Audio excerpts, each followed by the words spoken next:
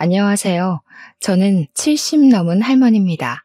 제게 아주 기막힌 사정이 있어서 사연으로 올리게 되었어요. 제가 전생에 아주 큰 잘못을 했던 건지 제 인생은 누구와 겨룰 수 없을 만큼 지옥 그 자체였는데요. 이제 명이 다 되어가는 마당에도 여태 마음 편히 웃으면서 지내질 못하고 있어요. 속 터지는 이 마음을 여러분께 토로하면 조금이나마 숨통 터질까 싶어서 써봅니다. 저는 하나밖에 없던 외동자식을 사고로 일찍 잃었습니다. 그때 시집 온 지 얼마 안 된 우리 며느리도 잃었는데요. 그 사이 불쌍하게 홀로 살아낸 손녀를 저랑 남편이 키웠어요. 우리 손녀는 부모님이 없다는 것에 불평을 하지 않는 얌전한 아이였습니다.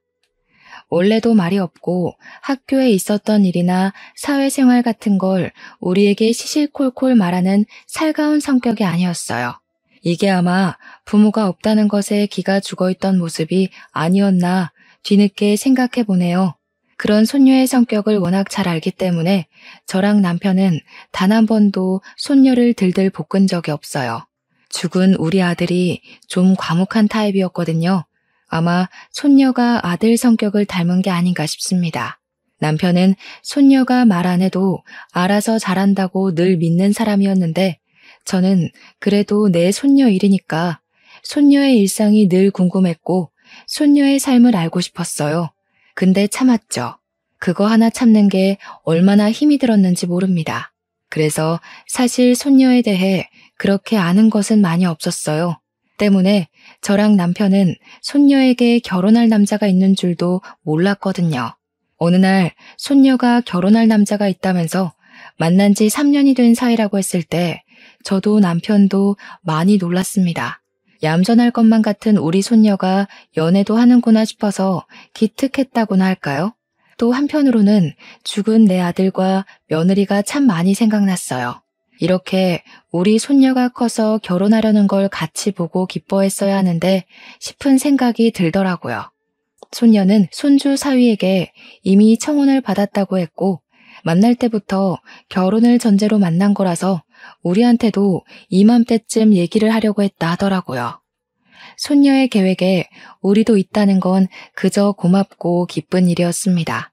손녀가 야무지게 준비해온 계획을 우리 앞에서 늘어놓을 때 저랑 남편은 그랬구나 하면서 주말에 손주 사위 데려오겠다는 손녀의 말에 고개를 끄덕이기만 했어요. 그리고 며칠 안가 손녀는 정말로 손주 사위를 데리고 집으로 왔습니다.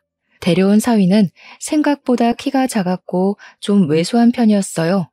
손녀를 지켜주는 남자라기보다는 친구 같은 남자라고 하는 게 좀 더 잘 어울리는 느낌이었다고 할까요? 어쨌든 제가 생각했던 듬직한 느낌은 아니라서 솔직히 첫인상은 별로였습니다. 하지만 첫인상은 첫인상일 뿐이지 않습니까? 사위 말투나 태도는 제가 본 남자들 중에 100점짜리였습니다. 손녀에게 보이는 배려도 그렇고 어른을 대하는 말씨도 그렇고 어디 하나 모난 곳이 없는 총각이었어요. 손주 사위를 보면서 사돈되는 사람들이 아들을 어쩜 이렇게 잘 키우셨나 제가 그 생각을 제일 먼저 했다니까요. 현지 손에 물 한 방울 안 묻히겠다는 약속은 감히 못 드리지만 적어도 현지가 제일보다 뒷전이 되는 일은 없을 거란 건 꼭 약속드릴게요. 손주 사위의 다짐은 가식적이지도 않고 진솔해서 더 마음에 들었고 남편은 그저 손녀의 선택이라면 다 존중을 하는 사람이라 그 시간에 첫 대면은 서로 좋았습니다. 그리고 몰랐는데 정말 고맙게도 사돈되는 쪽에서 우리 손녀를 엄청 예뻐했다고 하더라고요. 우리 손녀한테 첫 만남에 금팔찌를 해줬다는데 저랑 남편도 손주 사위에게 뭐 하나 안 해줄 수 없어서 다음날 전자기업에서 일을 하고 있는 손주 사위를 위해 비싼 시계를 하나 선물해 줬습니다. 이미 시작 전부터 양가 전부 분위기 좋았고 그 분위기를 타서 상견례를 하게 되었어요. 상견례장 입구에서 만났는데 초면인데도 불구하고 사이좋게 입장까지 했습니다. 역시나 분위기는 좋게 흘러갈 수밖에 없었고 예비 사돈들이 그 자리에서 우리 손녀를 많이 신경 써줘서 너무 고마울 따름이었어요. 우리 손녀가 잘 웃는 성격이 아닌데 그 손주 사이랑 사돈과 있으니 참 예쁘게도 잘 웃더라고요. 그거면 저랑 남편도 당연히 행복했고 충분하다고 생각했습니다. 그래서 결혼식도 무사히 이뤄졌죠. 그렇게 행복하게 독립을 시작했던 우리 손녀가 출산까지 하게 되었고, 제가 손녀 집에 들락날락하면서 손녀의 뒷바라지를 좀 해줬어요. 마냥 아기 같던 손녀가 아기를 낳았다고 하니 걱정되는 게 이만저만이 아니었거든요. 손주 사위도 워낙 일로 바쁘니까 혼자 있는 손녀는 제가 챙기는 게 여러모로 도움될 것 같았어요. 그래서 손녀에게 한약도 지어가고 밥도 챙겨가고 그랬죠. 물론 손주 사위 것까지 말이죠. 그렇게 아무 걱정 없이 10년 정도가 흘렀습니다. 그동안 증손자는 어느 정도 커서 의젓한 초등학생이 되었고, 손녀는 초등학교 아이의 학부모가 되었다 보니 아무래도 연락이 뜸해졌어요. 그땐 그냥 학부모로서 바쁠 수밖에 없으니 당연히 이해를 했었죠. 그런데 어느 날 웬 청천벽력 같은 소식이 제게 들려왔습니다.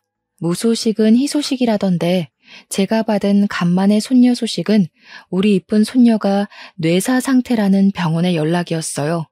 너무 놀라서 병원으로 바로 갔는데 손주 사위 말로는 제 손녀가 뺑소니로 사고가 나서 식물인간 되었다고 하더라고요.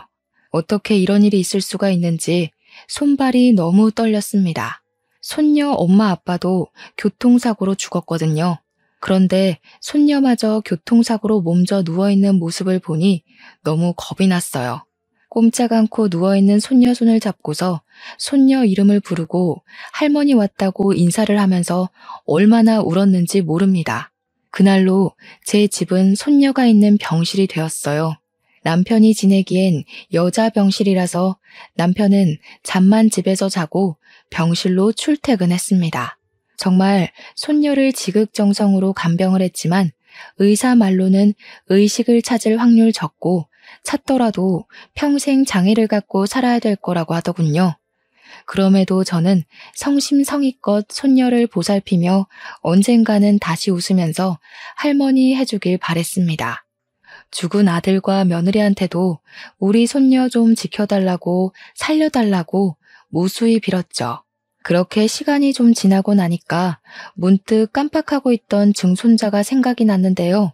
저는 손주 사위한테 전화를 해서 증손자는 엄마 없이 요즘 어떻게 지내냐고, 밥은 챙겨 먹고 학교 가냐고 소식을 물었습니다. 다행히도 증손자는 사돈댁에서 봐주고 있다고 하더라고요. 그런데 말입니다. 당시 초에는 정신이 없어서 잘 몰랐는데 나중에 생각해보니 사돈댁은 우리 손녀가 이렇게 됐는데 전화 한 통 없는 게 이상했어요. 사돈들한테 전화를 해봐도 전화를 받지도 않더라고요. 처음엔 두 분이 다 바빠서 그런 줄로만 알았습니다. 그런데 며칠이 지나도 연락이 안 되길래 저는 결국 남편한테 손녀를 맡기고 손녀 집을 찾아갔어요. 그리고 거기서 손주 사위의 불륜을 목격하고 말았습니다. 손주 사위는 제가 온 것에 놀라 허겁지겁 정리해서 나왔지만 저는 이미 신발장에 있는 여자 구두를 보았고 그걸 본 이상 의심을 안 할 수가 없어서 집 안으로 밀고 들어갔어요. 정말 어처구니 없게도 제 의심이 들어맞더군요. 손주 사위가 딴 아가씨랑 저녁 먹고 있는 자리를 봐버렸지 뭡니까. 손주 사위가 당황해하며 해명하려고 하길래 저는 바로 귀싸대기를 날렸어요. 자네 지금 제정신인가? 내 손녀가 사고 나서 누워있는데 어떻게 이런 짓을 벌일 수가 있어? 자네 마누라가 하루 이틀 고비를 넘기고 있는데 이러고 있다는 게 말이 돼? 여자가 보는 앞에서 제게 뺨 맞은 손주 사위는 그게 그렇게 기분 나쁘고 자존심 상했나 보더라고요. 다짜고짜 대답도 없이 저를 끌고 집 밖으로 내쫓아버리는 거 아니겠습니까? 상황 잘 아셨으면 현지 도장이나 갖고 오세요. 솔직히 멀쩡한 사람 붙잡고 식물인간 옆에 붙어서 평생 보자나 하라는 건 그냥 인생 망하라는 소리잖아요. 저 현지랑 이혼할 겁니다. 젊은 세월 병자한테 인생 바치는 수뇌보 짓은 하고 싶지 않네요. 손주 사위는 어느새 얼굴색이 돌변해 있었습니다. 제가 변해버린 손주 사위에게 악을 쓰고 덤벼도 할머니로서 젊은 남자의 힘을 이기긴 무리였어요. 끝내 저는 손주 사위 뺨을 때린 것 말고는 아무것도 못하고 현관문 밖으로 패대기 당했습니다. 사돈댁은 여전히 연락 안 되고 그 사람들 집은 어딘지 몰라서 찾을 수가 없었어요. 이 사실을 남편에게 말을 해도 뭘 모르는 우리는 어떻게 손을 쓸 수가 없었습니다. 그 와중에 그런 괴물 같은 집안에 있는 우리 증손자가 너무 보고 싶었어요.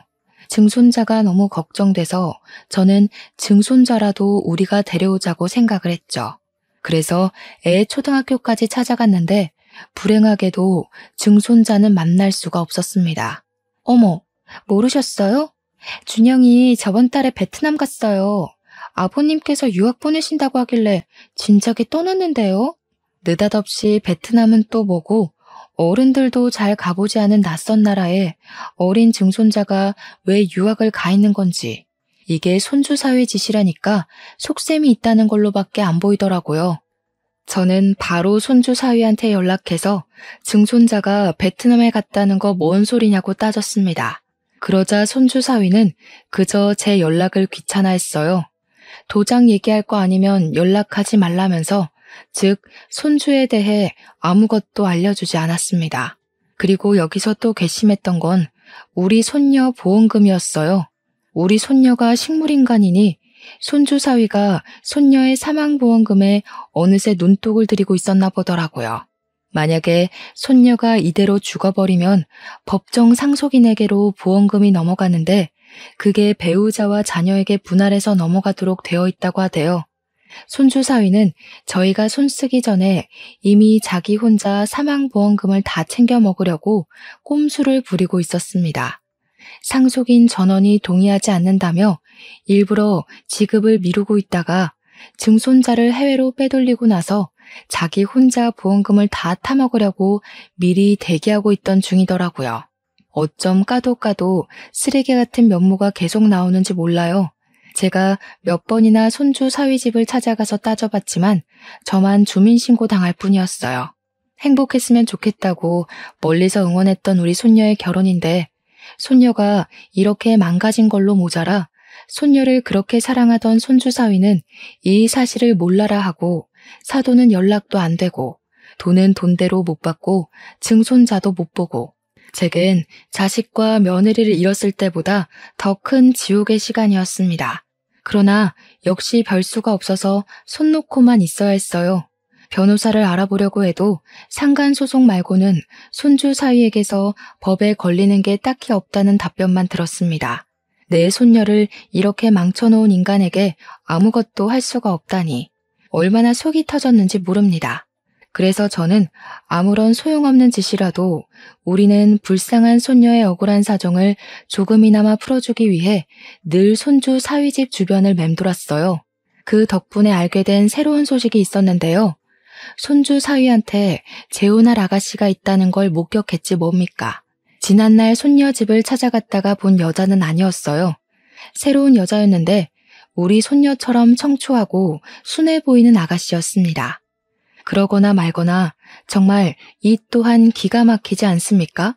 우리 손녀랑 이혼을 한 것도 아니고 누구는 인생 망가져서 죽을 둥 살둥하고 있는데 저놈은 새 장가갈 준비를 하고 있다뇨. 그때부터 더한 악에 바친 저는 손주 사이가 아닌 그 아가씨를 뒤를 쫓아고 생각을 했어요. 그러다가 아가씨가 어디 살고 있는지를 알게 되었죠. 남편이랑 같이 고민 끝에 그 아가씨 집을 찾아갔습니다. 용기 있게 아가씨 집을 찾아갔지만 도덕적인 방법이 아니란 걸 알기에 차마 몹쓸 짓 하는 건가 싶어 망설이게 되었어요. 그런데 그때 아가씨 엄마로 보이는 사람이 우리 보고 누구냐고 물으며 다가오더라고요. 어쩔 수 없는 상황에서 저랑 남편은 용기를 냈고 그분에게 할 말이 있어 찾아왔다고 일렀습니다. 아가씨 엄마는 흔쾌히 우리를 집으로 안내해 주었어요. 우리가 유독 안절부절 못하면서 한숨을 몇 번씩이나 쉬자 따뜻한 차까지 대접해 줬습니다. 느낌상으로도 너무 좋은 사람들인 걸 알겠더라고요. 이렇게 좋은 사람들이 그 괴물 같은 집과 연이 닿아서 저희와 마찬가지로 지옥을 경험하게 하고 싶지 않았어요. 반드시 손주 사위의 새 장가를 망쳐놓겠다 마음을 먹었죠. 그런데 하필 그때 아가씨한테서 아가씨 엄마에게 전화가 왔는데요. 저희가 있으니까 아가씨 엄마가 전화를 빨리 끊더라고요. 딸인가 봐요. 목소리가 곱고 예쁘던데 얼마나 애지중지 키우셨을까. 아직 한 집에서 같이 살고 있나 보죠? 아, 예. 딸이 이번에 결혼하는데 결혼 준비가 워낙 체력 딸리는 일이라 약을 좀 지었거든요. 근데 딸이 야근이라 못 온다네요. 사위가 대신 약 받으러 온다는 연락이에요. 손주 사위 얘기가 나오자 제 눈에서 의도치 않게 눈물이 터졌습니다. 그러자 당황한 아가씨 부모가 제게 휴지를 챙겨주었어요. 그리곤 그제야 제 안색이 내내 안 좋아 보였다고 이 집을 기웃거리고 있던 이유를 묻더군요. 남의 집 함부로 엿본 건 죄송합니다. 저희가 사정이 있는데 이 집에 연락을 할 방법은 없고 너무 급한 마음에 직접 집을 알아보게 됐어요. 다름이 아니라 혹시 사위 될 사람 이름이 김동근 씨 맞습니까? 어머, 우리 사위를 어떻게 하셨어요? 저희 사위랑 아는 사이세요? 사위한테서 조부모님이 있다는 얘기는 못 들었는데. 일단 저희가 집을 제대로 찾은 건 맞았어요. 그리고 남편이 곧장 손주 사위를 정말 좋게 보고 있는 아가씨 부모에게 손주 사위의 실체를 입을 열려고 했죠. 그런데 그때 또 한 번 전화가 울렸고 아가씨의 엄마는 발신인을 보더니 우리한테 양해를 구했어요. 장모님, 저 5분 뒤에 도착해요. 정연이가 같이 못 오게 돼서 한약 받으러 저 혼자 가는 중이거든요. 말씀 들으셨죠? 그래, 알고 있어. 그런데 지금 자네 조부모 되시는 분들이 아무래도 아가씨 엄마가 우릴 손주 사위의 조부모로 본 듯했습니다. 그래서 성질머리 더러운 손주 사위에게 지금 상황을 밝히는 건 위험하다고 판단했던 제 남편이 급하게 아가씨 엄마의 휴대폰을 뺏어버렸어요. 그리곤 전화를 황급히 종료했습니다. 따님이랑 그놈이랑 결혼시키지 말란 소리 하러 왔어요. 그놈 제 손녀랑 결혼했던 놈입니다. 우리 손녀가 그놈 때문에 지금 사경을 헤매고 있어요. 아가씨 부모는 당연히 우리가 하는 소리가 느닷없고 당황스러웠을 겁니다. 두 사람 표정이 딱 그렇다고 설명을 해주길래 저희는 더 깊은 설명을 해주고 싶었어요. 그러나 곧 손주 사위가 온다는 사실에 그 녀석과 마주칠까봐 겁이 나서 한시라도 빨리 자리를 떠야 했어요. 저랑 남편은 한 번 더 그들에게 딸내미 결혼시키지 말라고 당부하고는 현관으로 이동을 했습니다. 그러자 아가씨 부모가 그냥 이렇게 가는 게 어딨냐고 신원도 안 밝히고 제대로 된 설명도 없이 갑자기 결혼시키지 말라고 하면 그거 누가 믿냐면서 다급하게 붙잡더라고요. 제 남편은 긴 말할 시간이 없어서 소매 한쪽을 걷더니 팔에 난 멍자국을 보여줬습니다. 내가 우리 손녀 누명 벗겨주기 전에 사위놈한테 맞아 죽을까봐 오래 있을 수가 없네요. 딸 살리고 싶으면 우리한테 연락해요. 남편 몸에 난 멍자국은 저도 몰랐던 건데 남편도 손주 사위를 몇 번 찾아갔었나 보더군요. 아가씨 집을 나오고 제가 따로 물어봤더니 남편이 손주 사위 직장을 한번 찾아갔었다네요. 그것 때문에 손주 사위가 개인적으로 보자는 장소로 갔다가 두들겨 맞았다고 하는 거 아닙니까? 그 녀석이 당신한테 손찌검까지 했단 말이야? 어떻게 그놈이 우리한테 이럴 수가 있어? 우리 현지 행복하게 해주겠다고 해놓고 지금 우리 현지 꼴을 봐. 나 이대로 눈 못 감아. 그 녀석한테 똑같이 해줄 거야. 남편까지 그 녀석한테 맞았다고 하니 너무 속이 상해서 미칠 것 같았습니다. 남편은 그저 오히려 잘 됐다는 소리만 했어요. 병원 진단서 있으니까 나중에 고소할 거라고 말이죠. 그렇게 다음날 저는 진짜 복장 다 터져버리는 줄 알았습니다. 병실에 온 남편 얼굴에 멍자국이 하나 더 생겨있는 거 아니겠습니까? 깜짝 놀라서 어떻게 된 거냐고 걱정하며 물었더니 손주 사위가 우리가 아가씨 집 찾아갔던 걸 눈치채고 새벽에 남편 혼자 자고 있는 집으로 쳐들어왔다고 하더라고요. 남편한테 수작 부리지 말라고 협박하고 갔다는데 어떻게 사람의 탈을 쓰고서 이런 짓을 벌일 수가 있단 말입니까? 날이 가면 갈수록 손주 사위는 정말 양심의 가책이라곤 전혀 없는 괴물 같았어요. 손주 사위가 어떤 놈인지 알아가는 게 저한테는 당연히 고통이었는데 문득 그런 생각이 들더라고요. 제가 평생 그들이 불행하도록 목숨 다 바칠 생각이지만 한편으로 남아있는 식구를 지키기 위해서라도 그만 내 손녀를 이혼시켜야 하나 하는 생각 말이죠. 저랑 남편처럼 힘없는 노인네들이 젊은 남성의 힘과 지략을 어떻게 따라잡고 혼을 내주겠습니까? 그래서 저 혼자 남편한테는 말 못하고 수천 번 고민을 했어요. 고민에 고민을 거듭하기만 할 뿐 차마 결정을 못 내리고 시간만 보내던 중 아가씨네에서 전화가 왔습니다. 남편이랑 제가 같이 있을 때 연락이 왔는데 아가씨 아빠더라고요. 아가씨 아빠가 하는 말이 우리가 다녀간 뒤로 우리들의 경고를 곰곰이 생각해봤는데 아무래도 찝찝함이 사라지지 않아 불편했다고 하더라고요. 그러면서도 우리가 쓸데없이 거짓말을 했을 거란 생각은 안 들어서 만나서 자세히 듣고 싶다고 하는 겁니다. 대체 왜 결혼을 하지 말라고 하는 건지 궁금하다기에 저희는 며칠 만에 만나기로 약속을 정하게 되었어요. 그리고 아가씨 부모는 이 사실을 아가씨한테도 말했나 보더라고요. 결혼하기 전에 찜찜한 걸 해결하지 않으면 결혼하기 어려울 것 같아서 딸한테 알렸다고 했고 딸도 같이 저희를 만나고 싶어 한다고 했습니다. 아가씨 부모는 우리가 손주 사위를 무서워했다는 걸 기억해줘서 낯선 장소에서 따로 만날 자리를 마련해 주었어요. 너무 늦은 시간이었던지라 저는 손녀를 지키며 병실에 있었고 남편 혼자 그곳으로 떠났어요. 그런데 한 3시간 뒤쯤이었나 병원에서 전화가 오는 겁니다. 그 연락은 다름 아닌 우리 남편이 사망했다는 소식이었어요. 너무 놀라서 손녀 병원으로 실려온 남편에게 달려갔습니다.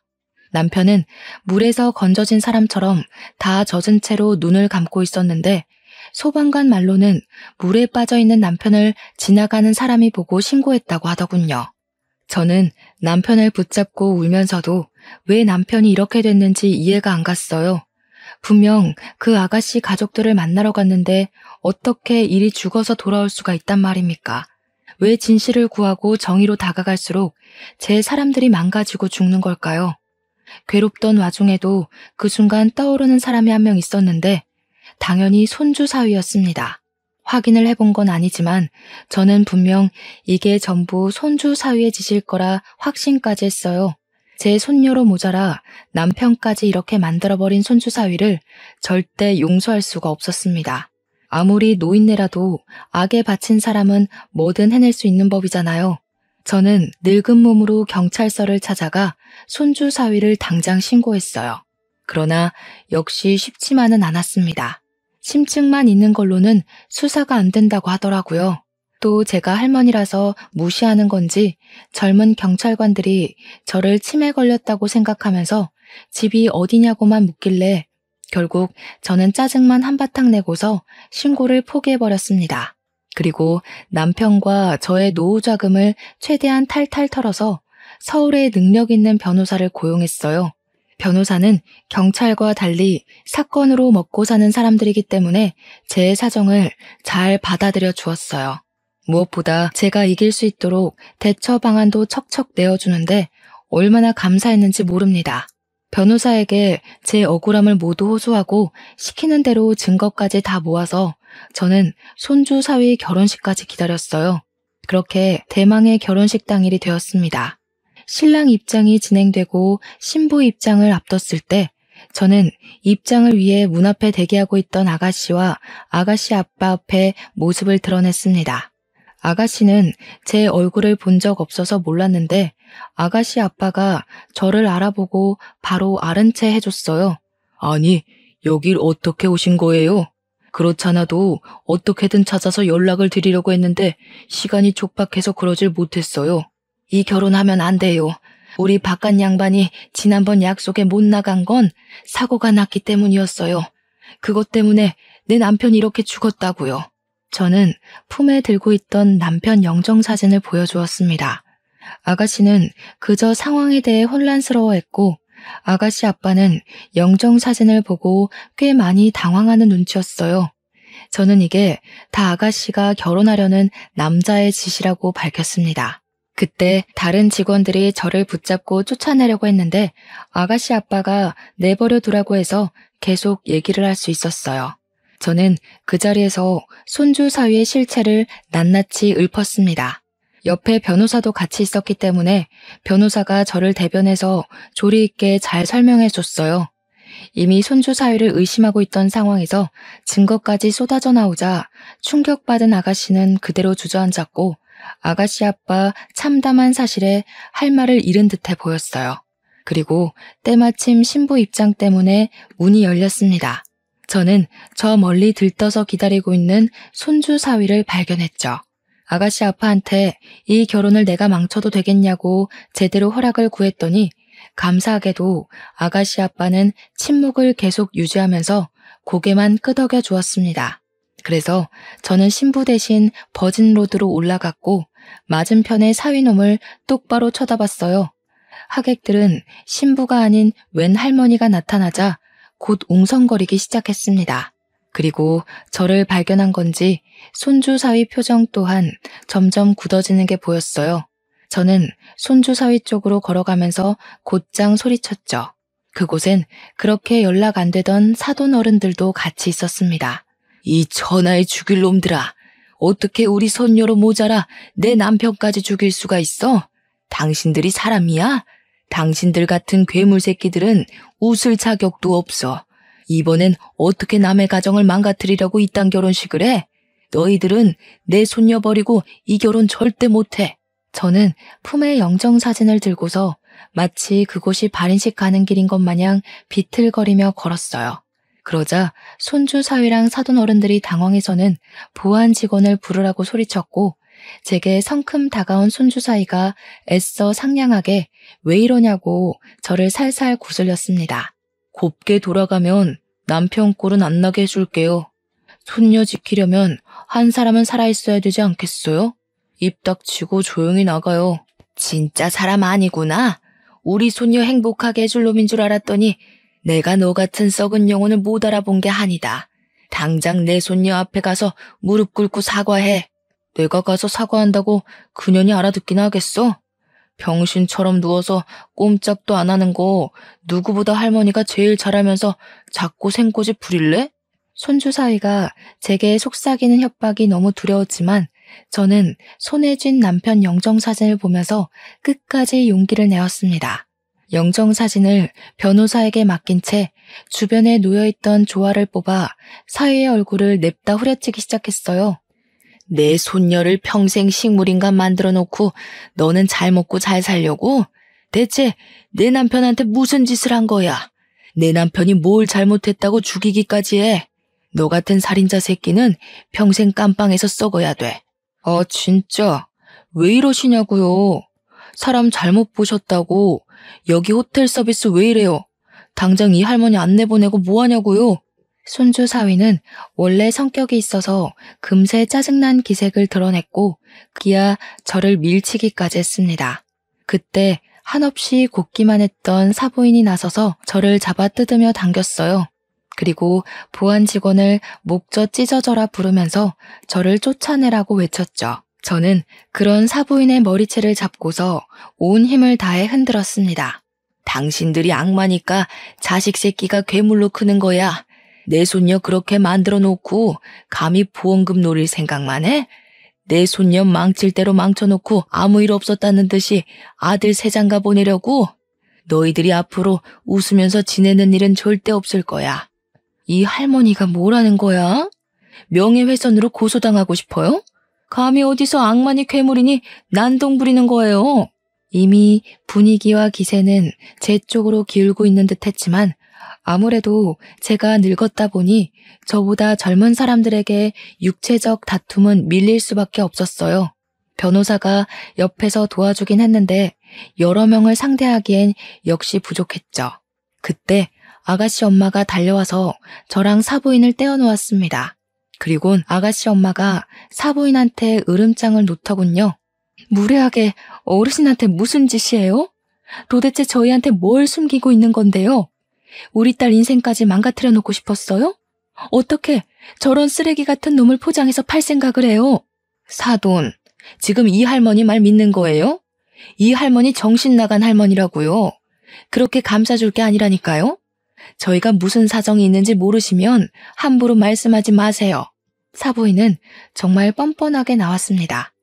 그 타이밍에 아가씨가 드레스를 들고 성큼성큼 버진로드를 걸어왔어요. 그러다 손주 사위 앞에 서서는 풀스윙으로 손주 사이에 귀싸대기를 날렸습니다. 그 덕에 모든 사람들의 이목이 한 곳으로 집중되었어요. 너, 마누라가 너 때문에 식물인간이 됐다는 것도 기가 막혔는데 애까지 있었니? 그걸로 모자라. 장인어른 되는 분까지 죽여? 하마터면 내가 사람 아닌 새끼랑 한 이불 덮을 뻔했네. 무슨 소리야. 누군지도 모르는 이 사람들 말을 믿는다고? 우리가 고작 그 정도밖에 안 되는 사이야? 손주 사위는 뻔뻔하게 사실을 부정했어요. 그러자 뒤따라 들어왔던 아가씨 아빠가 손에 쥐고 있던 서류 봉투로 손주 사위 머리통을 사정없이 후려치길 반복했습니다. 처맞던 손주 사위는 누가 자기를 때리는 줄도 모르고 있다가 버럭 성질을 내면서 아가씨 아빠한테 순간 쌍욕을 했어요. 그러다 아가씨 아빠라는 걸 알자 손주 사위가 크게 당황하더군요. 그것을 두 눈 부릅뜨고 있던 아가씨 아빠가 사위를 향해 서류 봉투 안에 있던 사진 뭉텅이를 던졌습니다. 몹쓸 놈 같으니라고. 네가 재혼인 것까진 내 뭐라 안 한다. 그런데 한 가족 인생을 완전 묵살내놓고 그걸 발뺌하려 해? 손주 사위가 아가씨 아빠에게 변명하는 사이 아가씨 엄마랑 주위 사람들이 바닥에 떨어진 사진들을 주었어요. 그건 제가 변호사랑 같이 마련했던 증거 사진들이었습니다. 우리 손녀가 식물인간 채 누워있는 사진과 증손자 사진, 그뿐만 아니라 우리 손녀랑 이 자식이 혼인신고가 되어 있었다는 것과 그 둘 사이에 아들 하나 있다는 호적 사진까지 손주 사위가 이전에 어떤 사람이었는지 확인할 수 있는 모든 것들이 수많은 사진들 속에 담겨 있었어요. 그리고 한 가지 더, 제가 변호사랑 조사하면서 새롭게 알게 된 사실이 있었는데요. 식물인간 된 손녀는 뺑소니로 사고가 난 게 아니라 사실 손주 사위가 바람 피우고 손찌검했던 충격 때문에 탈진에 우울증까지 앓다가 쓰러진 거였더라고요. 뒤늦게 정신을 차리고 깨어난 우리 손녀는 이미 정상이 아니었을 텐데 손주 사위는 그저 우리 손녀가 자신이 바람 피운 사실을 빌미로 위자료를 청구할까봐 대포차를 이용해 CCTV 하나 없는 한적한 산길로 싣고 갔고 뺑소니로 위장하기 위해서 우리 손녀를 들이받아버렸던 겁니다. 이건 엄연한 살인미수 사건이었죠. 변호사가 뺑소니 사고 알아보다가 뭔가 허술한 점이 있어서 자세히 조사를 했더니 밝혀진 사실이라고 했어요. 심지어 이걸 사돈 어른들은 알면서도 우리를 외면했고 아들의 끔찍한 짓을 감싸고 돈 거였어요. 그리고 우리 남편을 처리한 방법도 마찬가지였습니다. 역시나 사위가 자신의 재혼할 여자에게 모든 진실이 폭로될까 두려워서 남편을 죽인 거였어요. 남편 입막음 하려다가 실랑이가 벌어졌고 제 남편을 기절시켜서 차에 태운 뒤 절벽 아래 호수로 떨어뜨린 거였더라고요. 이 사실은 저 또한 모르고 있다가 그 자리에서 들은 사실이었는데요. 아가씨네 아빠가 흥신소에 돈을 맡기고 뒤늦게 알아낸 정보더라고요. 모두 대포차에 CCTV 하나 없는 곳이라 경찰도 제대로 수사해주지 않았는데 아가씨네 아빠가 돈이 꽤 있는 집안이었는지 저 몰래 이렇게 조사를 해줬고 발견한 진실을 결혼식에서 터뜨린 거였어요. 그러니까 결국 아가씨네 또한 이 결혼을 할 생각이 없었던 겁니다. 더 이상 사돈 어른들과 손주 사위가 변명 못하고 있는 꼴을 보고서 저는 웅성거리는 하객들을 향해 마지막으로 울부짖었어요. 이 썩을 놈이 바람 피워서 내 손녀 평생 불구 만들어 놓고 보험금도 훔쳐갔어요. 어떻게 이런 놈이 감옥도 안 가고 새 삶을 살도록 내버려 두겠어요? 이 개자식이 다시는 세상 빛 못 보게 제발 도와주세요. 인간 같지도 않은 것들의 행적들이 밝혀지니 저는 알면서도 또 한 번 주저앉아 좌절을 하게 되었어요. 하객들도 놀라서 숙덕거리기 시작했고 사진까지 찍혔습니다. 그러는 사이 저는 사돈 어른들 발목을 잡고서 계속 따졌어요. 어떻게 사람이 그럴 수 있냐고 했더니 사돈 어른들은 그저 발뺌하면서 사색이 되어서는 그제야 도망을 치려고 하더라고요. 그러자 이 사실을 다 들었던 보안 직원들이 제가 아닌 사돈 어른들을 붙잡음으로써 그들은 도망가질 못했습니다. 신부 입장하기 전에 아가씨 아빠와 아가씨가 이미 112 신고까지 해놓은 상황이었어요. 손주 사위까지 우리를 밀치고 도망가려던 때에 마침 경찰 들이닥쳤죠. 그렇게 해서 그날 결혼식은 그 어떤 결혼식보다 완벽하게 파투가 났어요. 저랑 변호사는 그간 모은 증거물을 경찰에게 제출했고 수많은 증인들 덕분에 사실 확인은 더 이상 필요가 없었습니다. 저는 손주 사위와 사돈댁을 보험 사기부터 살인죄, 살인미수죄, 방관죄 등등 할 수 있는 건 다 물어서 신고를 했어요. 그러자 황당하게도 그들이 감옥은 가기 싫었는지 뒤늦게 합의를 하자고 큰 액수를 요구하대요. 어처구니가 없어서 손주 사위 얼굴에다 침이나 뱉어주고 나왔습니다. 그렇게 모든 소송이 끝나고 저는 손녀 옆에 앉아 손녀 손을 잡고 한참이나 멍하게 있었어요. 그러던 중 갑자기 아가씨 집안에서 우리 손녀가 입원한 병원을 찾아왔는데요. 놀라서 어떻게 왔냐고 했더니 당연히 와봐야 된다고 생각했다며 미안하게도 저를 뒷조사 좀 했다고 하더라고요. 그저 스쳐갈 인연이었는데 이렇게 찾아와 주시니 감사하기만 했습니다. 아가씨 가족들은 제 손녀를 보면서 대신 눈물을 흘려주기도 했어요. 아가씨보다 우리 손녀가 더 어린 나이였는데 아가씨 눈에는 우리 손녀가 한창 예쁠 나이인 20대에 침상에만 미동 없이 누워있는 것이 많이 안쓰러워 보였나 봐요. 마음 아프다고 하더군요. 저는 이미 그들이 우리 손녀를 찾아와 준 것만으로도 너무 고마웠는데 아가씨 가족들은 저에게 위로금과 결혼을 막아준 감사한 마음을 담아서 병원비를 건넸어요. 돈을 받을 생각은 없었기에 당황해서 바로 거절했더니 아가씨 아빠가 꾸역꾸역 제 손에 쥐어주더라고요. 아무리 그래도 이 돈은 받을 수가 없어서 저는 대신 다른 부탁 하나 들어줄 수 있냐고 되레 제안을 해버렸습니다. 염치 없는 거 알지만 우리 손녀한테 아들이 하나 있다고 했죠? 이 썩을 놈이 증손자 얼굴 안 보여준다고 협박을 하길래 몰래 찾아가서 보려고 하니까 학교 선생님이 우리 증손자가 유학을 갔다고 하더라고요. 베트남에요. 아마 그게 아가씨랑 결혼하기 위해서 손주 사위가 자식을 숨기려고 했던 것 같다면서 얘기를 했더니 아가씨 집안은 참담한 얼굴을 하면서 손주 사위네 식구들에게 또 한 번 실망을 표했습니다. 원래 증손자 일도 사실 아가씨네에게 부탁할 생각은 없었거든요. 하도 돈을 주겠다고 하니까 저도 모르게 다른 부탁이 튀어나가 버린 건데 고맙게도 아가씨네 집에서 우리 증손자를 찾아주겠다고 하더라고요. 해외 입양 관련 서류가 있어서 찾는 데는 그리 어렵지 않은 것 같았어요. 그들은 절차를 밟고 금세 한국으로 증손자를 데려와 제게 안겨주었습니다. 제 남편의 죽음을 위해 돈을 써주고 증손자 찾는데 돈을 써주는 아가씨 집안을 보면서 어느 정도 돈이 있는 집안이구나 그렇게 생각하긴 했었는데 알고 보니 그냥 돈이 많은 수준이 아니더라고요. 건물을 5채나 갖고 있는 건물주인 거 아니겠어요? 그 사실을 알고 나니 그 쓰레기 사이놈의 속셈까지 알겠는 거 있죠. 그놈은 건물주 집안 아가씨랑 결혼해서 성공하고 싶었던 게 분명해요. 그런데 제 남편이 자기 출세에 자꾸 방해가 되니까 죽인 게 틀림없습니다. 저는 그 쓰레기 놈을 감옥 갈 수 있게 도와준 것만으로도 고마워서 저는 그들의 배려를 바라지 않았어요. 근데 아가씨 가족들이 자꾸 저를 곤란하게 하더라고요. 자기 귀한 외동딸이 흉악범이랑 결혼할 뻔한 걸 막아줘서 고맙다는 이유로 저한테 우리 손녀 병원비를 계속 내주겠다고 하는 거 아니겠습니까? 제가 그게 부담되고 미안해서 증손자를 찾아달라고 말을 돌렸던 건데 그들은 제게 끝내 병원비를 쥐어주었습니다. 액수가 너무 상당했어요. 우리 손녀가 언제까지 이 상태로 있을지 모르니 그만한 기간만큼 경제적 지원에 구애받지 않도록 신경 써준 액수였습니다. 저는 그들에게 너무 고마워서 눈물을 펑펑 쏟았어요.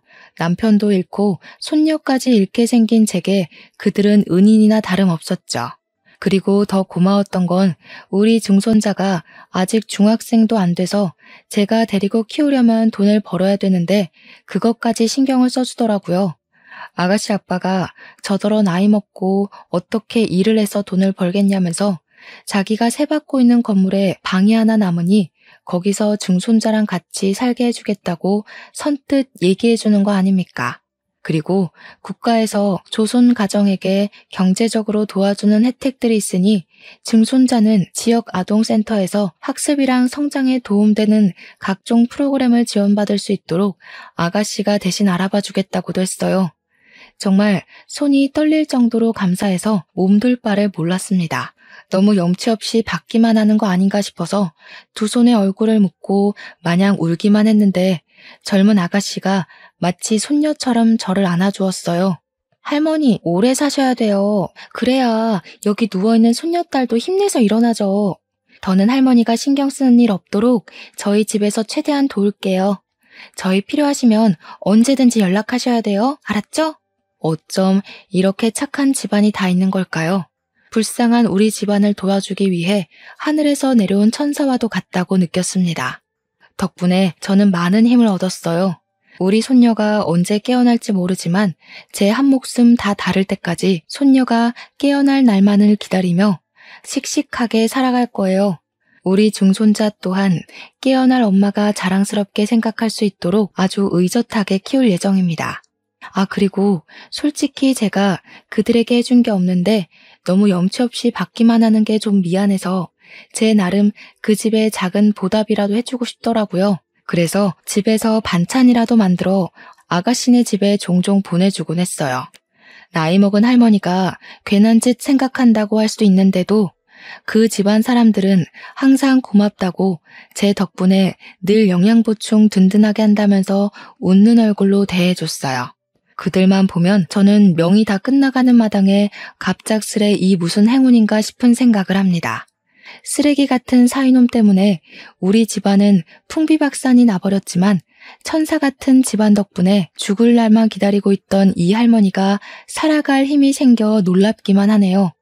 사람 인생 알 수 없는 거라더니 이런 일도 생길 수 있나 봅니다. 불쌍하게 간 우리 영감. 제가 남은 생 열심히 살다가 곁으로 가게 되면 고생 많았다고 보듬어 주겠죠. 죽기 전에 우리 손녀 눈 뜨는 거 한 번만 보고 가야 할 텐데 손녀가 꼭 제 앞에서 다시 서 있을 수 있는 그날만 고대하면서 남은 생 동안은 온 힘을 다해 애써보겠습니다. 불운이 있으면 반드시 행운도 있다는 걸 모든 분께서 늘 유념하며 살아가셨으면 해요. 묵직한 사연 들어주셔서 고맙습니다. 평안한 하루 보내세요.